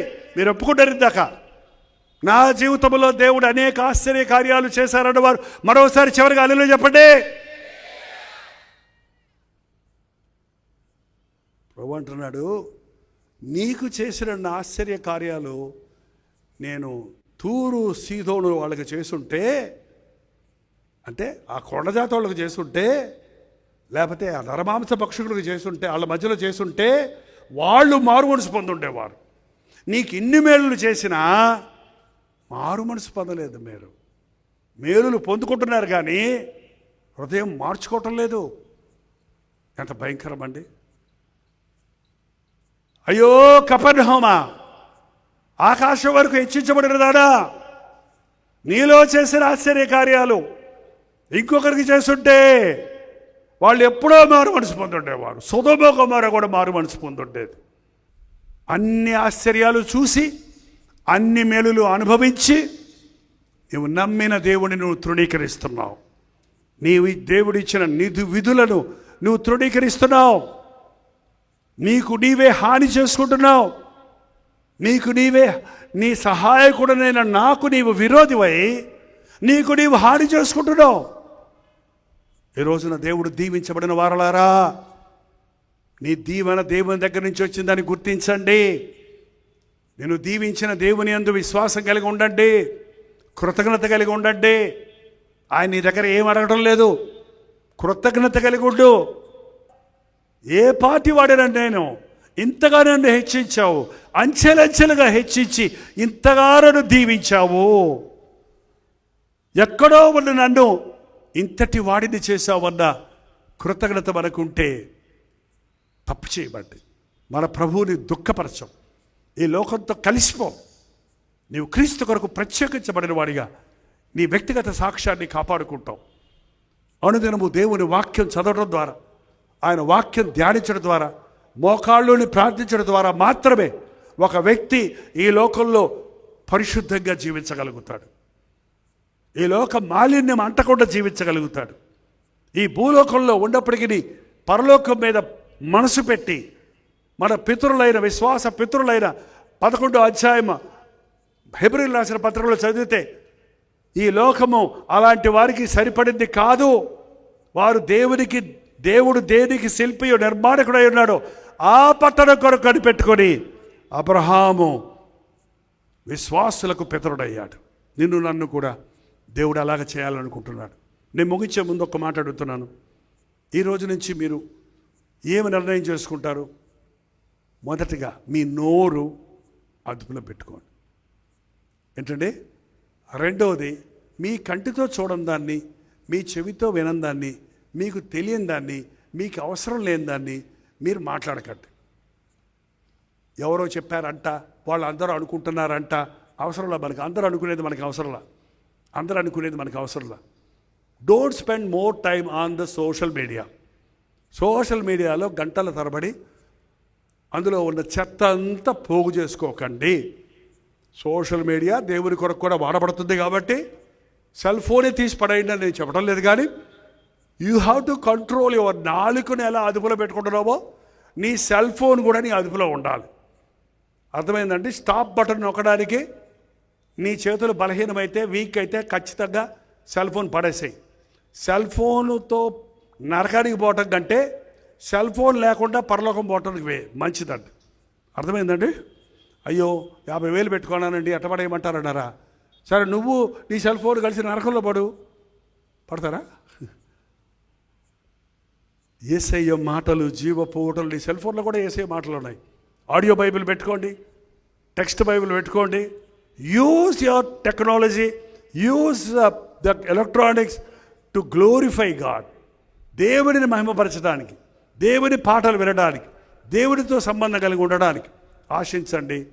ఈ లోకము చెడ్డ సమాచారాన్ని, చెడుగును స్వీట్ కోటింగ్ పెట్టి, కలర్స్ పెట్టి, అట్రాక్టివ్ హెడ్డింగ్స్ పెట్టి ప్రజెంట్ చేయడానికి చూస్తాడు సాతాను ఎప్పుడు కూడా. అది బోలి. ఏదైనా ఒకటి ఎక్కువ అడ్వర్టైజ్మెంట్ చేస్తున్నారంటే అందులో సత్యం లేదని అర్థం. అంటే సత్యానికి అడ్వర్టైజ్మెంట్ చేయాల్సిన అవసరం లేదు. ఊరికి డబ్బా కొట్టుకుంటున్నామంటే లోపల డబ్బాలో ఏం లేదన్నమాట, ఖాళీ డబ్బా. అక్కర్లా. నీలో యథార్థత ఉంటే 10 మంది నిన్ను పట్టుకొని నీ దేవుడు నాకు కావాలని అడుగుతాడండి. నీలో క్రీస్తును చూచినప్పుడు అనేకులు నీ దేవుడు గొప్పవాడని గుర్తించి ఆ దేవుడు నాకు కావాలని ఆశిస్తారు. యేసయ్య బిడ్డలమైన మనం ఆయన సాక్షులుగా బ్రతకాలి. ఈ లోకానికి వేరే ఈ లోక మార్గాలను అనుసరించకుండా ఇరుకు మార్గంలో వెళ్ళటకు పోరాడండి. ఈసారి మళ్ళీ ఒక్కసారి మీటింగ్ ఎప్పుడన్నా పెడితే, రేపు మీటింగ్ ఉందండి, రేపు చాలా ముఖ్యమైన మీటింగు, ఇంకొకసారి మీటింగ్ పెడితే నేను ఖచ్చితంగా అడుగుతాను, కనీసం అమ్మా ఇప్పుడైనా మీ వారు నీలో క్రీస్తును చూశారా, నువ్వు యేసయ్యలాగా మాట్లాడుతున్నావు అయ్యగారు చెప్పినట్టు అని అన్నారా ఏమండి అని మిమ్మల్ని ఇద్దరిని కూడా అడుగుతాను. నేను దిగొచ్చి మరీ అడుగుతాను. కొంతమంది ముసిముసి నవ్వులు నవ్వుకుంటున్నారు, మిమ్మల్ని ఖచ్చితంగా అడుగుతాను నేను. ఓకే, నా కోసం కాదండి, నీ కోసం ప్రాణం ఇచ్చిన యేసయ్య కొరకు, నిన్ను మహిమపరచాలని, నిన్ను వాడుకోవాలని, నిన్ను తన ప్రతినిధిగా చేసుకోవాలని, ఆయన రాయబారిగా చేసుకోవాలని. We are ambassadors for Christ. మనం ఆయన రాయబారులం. మనం చూసిన వారు మనల్ని పట్టి మన ప్రభు యొక్క గొప్పతనాన్ని ఎరగాలి. నిన్ను చూచిన వారు నీలో క్రీస్తును చూడాలి. అది క్రైస్తవ యొక్క ముఖ్యమైన సారం. మార్పు లేని క్రైస్తవ్యాన్ని విడిచిపెడదాం, మారు మనసు పొందుదాం. రక్షణ అనేది ఒకేసారి పొందేది, మారు మనసు మళ్ళీ మళ్ళీ మళ్ళీ మళ్ళీ పొందాలి. తప్పు చేసినప్పుడల్లా ఒప్పుకొని క్రీస్తు రక్తంలో కడగబడుతుండాలి. రక్షణ ఒక్కసారే, మళ్ళీ మళ్ళీ రక్షణ, మళ్ళీ మళ్ళీ బాప్తీసం, మళ్ళీ మళ్ళీ అవసరం లేదండి. ఒక్కసారి బాప్తీసం పొందారా, ఎనఫ్. ఒక్కసారి రక్షించబడ్డారా, చాలు. కానీ ఈరోజు నీ స్థితి దేవుని ముందు ఎలాగుంది? నిలువెచ్చగా ఉంటే మరొక్కసారి దేవుని ముందు నీవు పశ్చాత్తాపడితే ఎప్పటికప్పుడు నిన్ను రెస్టోర్ చేయడానికి, నిన్ను నూతనపరచడానికి, నిన్ను అభిషేకించడానికి ప్రభు పరిశుద్ధాత్ముడు సిద్ధంగా ఉన్నాడు. అందరూ ఒకసారి లేచి నిలబడితే చివరి ప్రార్థన, దయచేసి చివరి ప్రార్థనలో ఎవరు వెళ్ళొద్దు. ఆశీర్వాద ప్రార్థన ఎప్పుడు కూడా చాలా ప్రాముఖ్యమైంది. ఇంతలోకి వెళ్ళిపోయి ఏదో చేద్దాం అనుకుంటారు, కానీ ఆశీర్వాద ప్రార్థన అనేది నేను ఎప్పుడు చెప్తుంటాను. మీరు కంప్యూటర్లో ఒక ప్రాజెక్టు పొద్దునుంచి సాయంకాలం చేసిన తర్వాత కంప్యూటర్ మూసే ముందు ఏం చేస్తారు చెప్పండి చూద్దాం, ముగించండి త్వరగా. ఏం చేస్తారండి? సేవ్ బటన్ నొక్కాలి. సేవ్ బటన్ నొక్కకుండా మూసేశారనుకోండి, ఏమైంది? మొత్తం పోయింది. సో ఆశీర్వాద ప్రార్థన, బెనెడిక్షన్ అనేది దట్ సేవ్, ముద్రించడం, దేవుని మాట నీ హృదయంలో స్టాంప్ అవుతుంది అన్నమాట. ఆ టైంలో వెళ్ళిపోయారంటే మీరు ఇందాక నుంచి కూర్చుంది దండగైపోద్ది. అందుకని ఎవరు వెళ్ళకండి ప్రార్థన టైంలో. నాకు పొడుగు ప్రార్థనలు, పెద్ద ప్రార్థనలు చేయడం అలవాటు. మీరందరూ ప్రార్థన చేసే వరకు ప్రార్థన చేయటం నా పద్ధతి. కానీ ఈ రాత్రి నేను అది వెంబడించలేను. ఎందుకంటే మీరు కొంతమంది వెళ్ళిపోవడానికి ఆశపడుతున్నారు, టైం అయింది కనుక. మీ తప్పు కాదు, అది మా తప్పే. ఆలస్యం అయితే ఎందుకు బాధపడాలండి? ఎవరైనా మీరు ఆలస్యంగా వచ్చారని మీరు నిందించబడ్డారంటే మీరు ఏం చేయాలి తెలుసా? నా నిమిత్తం ఎవరైనా మిమ్మల్ని నిందించి హింసించి మీ మీద చెడ్డ మాటలు పలుకున్నప్పుడు మీరు కూర్చోండి, ఆడవండి కాదు, మీరు సంతోషించి గంతులు వేయండి. పరలోకమందు మీ ఫలము అధికమగును. కళ్ళు మూసుకోనండి, ప్రార్థనలు ఏకీభవించండి. మీకు మోకరించడానికి స్థలం లేదు, పర్వాలేదు. మీరు నిలబడ్డా, మీ భంగ్యం ఎలాగున్నా, మీ హృదయం దేవునితో లీనమైతే పరిశుద్ధాత్ముడు తన కార్యాన్ని జరిగిస్తాడు. ఒక చిన్న ప్రార్థన, ఒక్కసారి మీరు నోరు తెరిచి, ప్రభా నా నోరు అదుపులో పెట్టుకున్నట్టుకు నాకు సహాయం చేయండి. వ్యర్థమైన వాటిని చూడకుండా నా కన్నులు తిప్పివేయ్యా. ఈ సోషల్ మీడియా ద్వారా నా మనసు కల్మషమైపోతుందయ్యా. వాటిలో ఉన్న ఫేక్ న్యూస్లు చదివి విని నా మనసు చెడగొట్టుకుంటున్నానయ్యా. నీ వాక్యాన్ని ధ్యానించకుండా లోకవర్య కార్యాలతో నా మనసు నింపుకొని చెడిపోతున్నానయ్యా. దుష్టుల ఆలోచన చొప్పున నడువక, పాపుల మార్గము నిలువక, అపహాసకులు కూర్చుండ చోట కూర్చుండక, యెహోవా ధర్మశాస్త్రమునందు ఆనందించుచు దివారాత్రములు నీ వాక్యమును ధ్యానించే రీతిగా నన్ను చేయయ్యా. నా హృదయంలోనికి రా నాయనా. నా మనస్సును మార్చు ప్రభువా, నా స్వభావాన్ని మార్చు ప్రభువా. నువ్వు మార్చయ్యా, నేను మారతాను. నువ్వు తిప్పయ్యా, నేను తిరుగుతాను. నువ్వు కడిగయ్యా, నేను నూతన వ్యక్తిగా మారతాను. నన్ను ప్రేమించి నా కొరకు ప్రాణమిచ్చిన యేసయ్యా, నీకే నా హృదయంలో స్థానమయ్యా. యేసయ్యా, నా హృదయంలోనికి రా ప్రభువా. నాతో ఉండాలని పరలోకాన్ని దిగి వచ్చిన ఇమ్మానుయేలు, నీ సన్నిధి నాకు దయచేయ్యా. ఈ లోకం చెడిపోయిన లోకం ఆకర్షణలతో నన్ను కృంగదీస్తుంది. అనేక సార్లు దారి తప్పుతున్నాను. నిన్ను దుఃఖపరుస్తున్నాను, నీ సన్నిధిని పోగొట్టుకుంటున్నాను. నీవు చేసిన ఆశ్చర్య కార్యాలు కోకొల్లలు నా జీవితంలో ఉన్నప్పటికీ అంధకారములో ఉన్న నన్ను వెలుగులోనికి తెచ్చావు. శాపములో ఉన్న నన్ను ఆశీర్వాదంలోనికి నడిపించావు. రోగాలతో పీడించబడుతున్నప్పుడు స్వస్థపరిచావు. కొరతలతో ఉన్నప్పుడు నా కొరతలు తీర్చావు. పాపాలతో కృంగినప్పుడు నన్ను లేవనెత్తావు. అంతవరకు నమ్మకంగా ఉండడానికి సహాయం చేయ. మారు మనసు అనుభవం నాకు దయచేయను ఆయన. పాత రోత మనసు నాకు వద్దయ్యా. క్రీస్తేసును కలిగిన నవీన స్వభావం నాకు దయచేయి. నా హృదయంలో నీవు ఉండయ్యా. నా మాటలు, నా తలంపులు, నా చేతలు, నా క్రియలు, నా బ్రతుకుట క్రీస్తే అన్న మాట నా జీవితంలో నెరవేరని అయ్యా. నేను క్రీస్తుతో పాటు సిలువ వేయబడి ఉన్నాను. ఇక నువ్వు జీవించేవాడు నేను కాదు, నన్ను ప్రేమించి నా కొరకు అర్పించుకున్న క్రీస్తు యేసునందరి విశ్వాసము ద్వారా జీవిస్తున్నానని పౌలు చెప్పినట్లుగా క్రీస్తు వలె మేము ఈ లోకంలో జీవించడానికి ఆ దయ, ఆ ప్రేమ, ఆ పరిశుద్ధత, ఆ ప్రార్థన, ఆ సాత్వికము, ఆ విశ్వాసము, ఆ పరలోకంతో మాట్లాడుకునే అనుభవము, పైనున్న వాటిని వెతికే మనసు మాకు దయచేయను ఆయన. కోట్లు సంపాదించుకొని గంటల్లో కాలి బూడిదై ఏడుస్తున్నారయ్యా లోకంలో. కోట్ల కోట్ల ఇల్లులు కాలిపోయినాయి అని, జీవితంలో సంపాదించిందంతా బూడిదైందని ఎందరో విలిపిస్తున్నప్పుడు మమ్మల్ని ఎంతగా నీవు కాపాడుతున్నావో. మేము వారికంటే మంచివారికి కాకపోయినా, గొప్పవారికి కాకపోయినా మా ఇంటిలో నీ సన్నిధి ఇచ్చావు.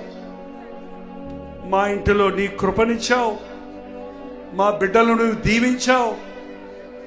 ఎంతో మంది హాస్పిటల్స్లో మరణ పడకల మీద ఉంటుండగా, ఎంత డబ్బులు కట్టినా బ్రతకటం అసాధ్యమని చెప్పే పరిస్థితుల్లో మరణాపాయాల్లో ఉంటుండగా, మరణము తప్పించడం యెహోవా వశమని ఈనాటి వరకు నన్ను సజీవుడిగా ఉంచావే ప్రభువా. ఎన్నిసార్లు ఎవరిని మిగుదరాని గర్జించే సింహంలో తిరుగుతున్న అపవాది నుండి వెంటాడినా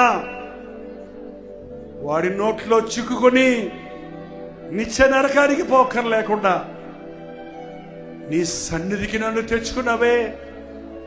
ఈ రాత్రి నన్ను పరిశుద్ధపరిచయ్యా. ఈ రాత్రి నన్ను నీ రక్తములో మరొక్కసారి శుద్ధీకరించయ్యా. తప్పు చేశానయ్యా. ఇతరులను విమర్శిస్తున్నానయ్యా. చెడుగు ప్రచారం చేస్తున్నానయ్యా. నా మాటల్లో తప్పిపోతున్నాను, నా మార్గాల్లో తప్పిపోతున్నాను. చూడకూడని వాటిని చూస్తున్నాను, చెయ్యకూడని పనులు చేస్తున్నాను. నా మనస్సాక్షి గద్దింపులకు లోబడకుండా నా గుండె రాయి చేసుకొని సాతాను వెంట నడుస్తున్నానయ్యా. దాని ప్రతిఫలంగా వేదన, అసమాధానము అనుభవిస్తున్నాను. యేసయ్యా, నన్ను క్షమించు నాయన, నన్ను క్షమించు నాయన. నా పాపాలు నీ రక్తములో కడిగివేయి ప్రభువా. నా అతిక్రమాలను క్షమించేసయ్యా. నోరు తెరిచి ప్రతి ఒక్కరు ప్రార్థన చేయండి. నోరు తెరిచి ఒక్క మాట మాట్లాడండి. మీరు ఇక్కడ చేసే ప్రార్థన అక్కడ పరలోకంలో వినబడుతుంది. మీ కంఠధ్వని పరలోకంలో వినబడాలంటే విరిగి నలిగిన హృదయముతో, పశ్చాత్తాపంతో మీరు ప్రార్థిస్తే ప్రార్థన ఆలకించే దేవుడు మిమ్మల్ని క్షమిస్తాడు, దీవిస్తాడు. మీరు పోగొట్టుకున్నవన్నీ తిరిగి మీకు ఇస్తాడు. అయ్యా, ఆ ఉజ్జీవం నాకు కావాలయ్యా. ఆ రెస్టరేషన్ నాకు కావాలయ్యా. ఒకప్పుడున్న భక్తి తగ్గిపోయిందయ్యా. మొదటి ప్రేమను విడిచిపెట్టానయ్యా. లోకాన్ని ప్రేమిస్తున్నానయ్యా. లోకానుసారంగా జీవిస్తున్నానయ్యా. మొదటిలో ఉన్న ఆసక్తి పోయిందయ్యా. నిలువెచ్చని స్థితిలోనికి దిగజారిపోయానయ్యా. దేవుడు కావాలి, లోకం కావాలన్నట్టు బ్రతుకుతున్నానయ్యా. ఈ రాత్రి నాకు విడుదల కావాలయ్యా. నీ కొరకే జీవిస్తానయ్యా.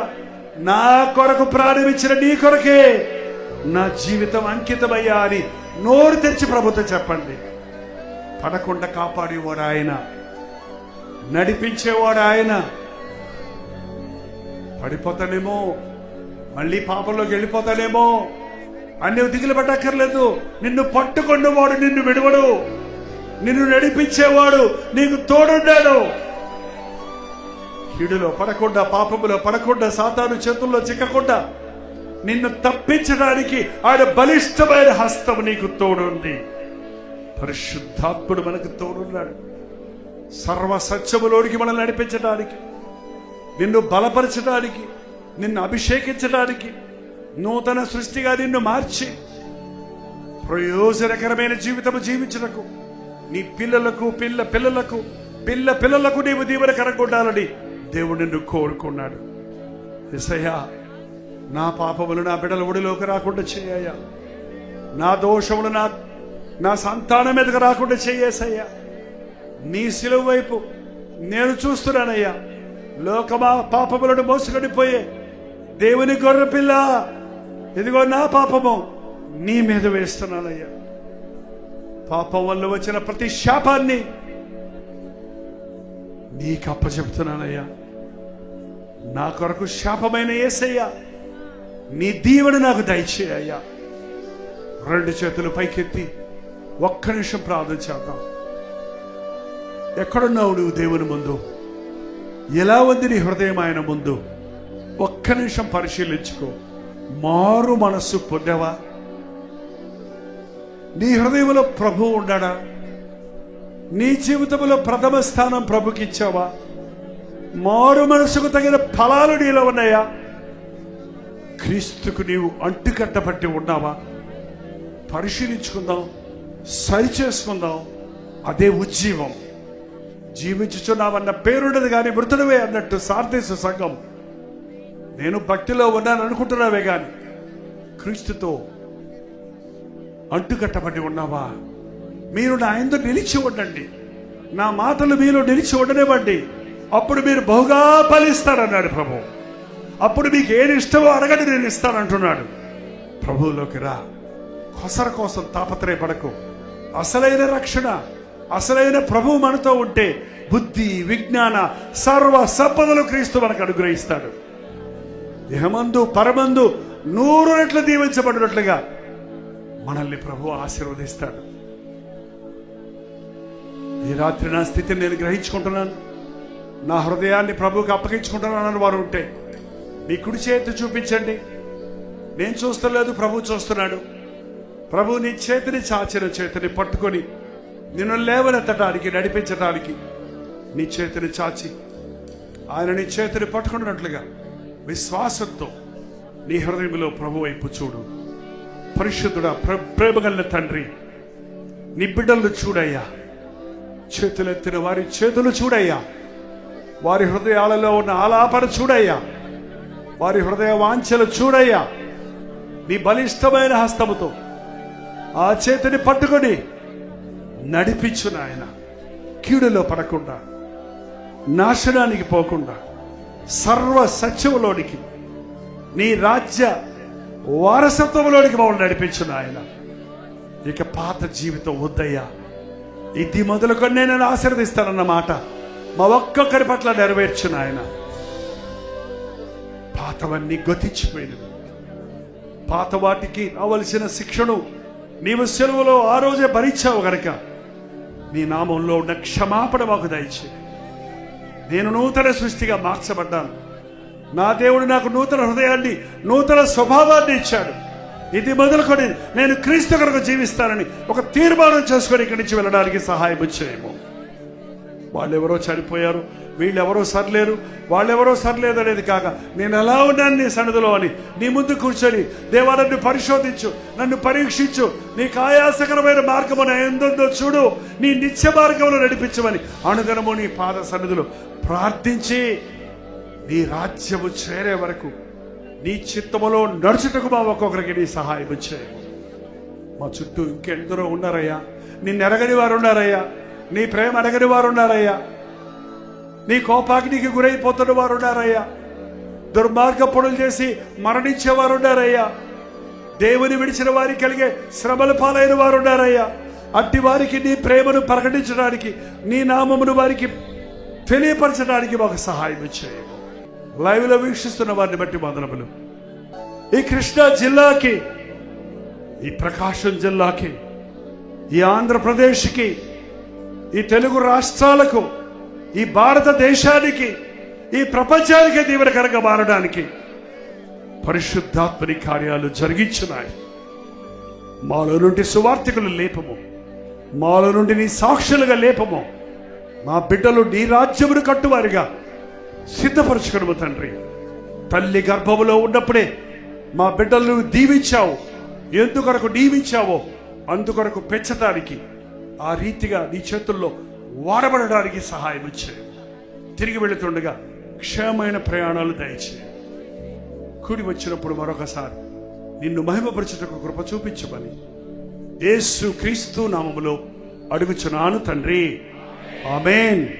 మన తండ్రి అయిన దేవుని యొక్క ప్రేమయు, కుమారుడైన క్రీస్తు యొక్క కృపయు, ఆదరణకర్త అయిన పరిశుద్ధాత్మ యొక్క సహవాసమును కూడి వచ్చిన మనందరికీ, లైవ్లో వీక్షిస్తున్న వారికి ఇప్పుడును సదాకాలమును తోడై ఉండను గాక. Amen, amen, amen. కల్వరి ప్రేమధారా, కల్వరి ప్రేమధారా. కల్వరి ప్రేమధార అనే మా ద్విమాస పత్రికను ఈ మధ్య త్రైమాస పత్రిక అంటే 3 నెలలకి ఒక్కసారి మాత్రమే ప్రింట్ చేయగలుగుతున్నాం. మరి గత 40 సంవత్సరాల పైబడి కొనసాగుతున్న ఈ పత్రికను ఆపు చేయటం ఇష్టం లేక దీన్ని త్రైమాస పత్రికగా మార్చున్నాం. మీరు కల్వరి ప్రేమధార పత్రికను చదువుతున్నారా? ఒక ఉచిత పత్రిక కావాలంటే ఇవ్వాలే మీ పేరు, చిరునామా, అడ్రస్తో పాటు ఇంటి నెంబర్తో పాటు క్లియర్గా పంపించండి. తప్పకుండా ఒక ఉచిత పత్రికను మీకు పంపిస్తాం.